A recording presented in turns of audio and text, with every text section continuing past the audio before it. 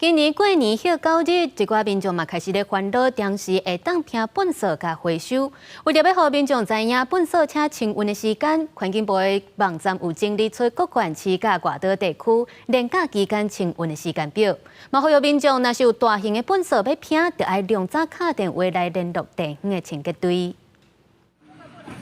特别过年啊，一寡民众厝内嘛，陆续准备要开始摒扫。尤其后礼拜自2号开始要放年假，一困就休9天。有民众住大楼有粪扫间通顿，较无咧烦恼。不过，一寡爱家己约粪扫车、回收车的民众是已经开始在烦恼粪扫的问题了。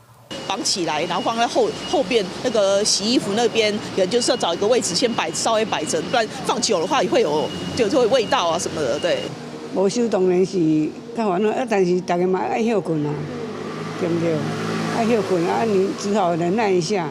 目前环境部的网站已经有整理出各县市甲外岛连假期间在粪扫清运的时间表出来，要让民众了解资讯。大岛的部分过年前清运的时间，干那到29暝，初1至初3是拢无粪扫车，爱到初4才恢复日常的清运。另外，环境部嘛特别呼吁，像加速管这款高压容器爱交互回收车，唔通拼粪扫车，避免爆炸也是回收。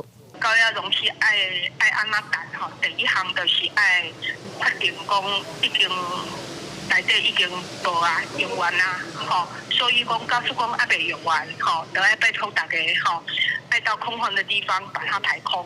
有一个标签讲内底是高压品，吼，高压品。然后很重要的一点，好，就是要交给回收车。若是民众有大型粪扫，像电视、冰箱，还是家具要拼，环境部是建议民众量早敲电话，请地方的清洁队来处理。然后环境部嘛表示，初1至初3部分县市有设定点清运，民众若是有需要拼粪扫，还是回收，拢通伫咧环境部的网站查到资料。记者卢尚书、郑俊尧台北报道。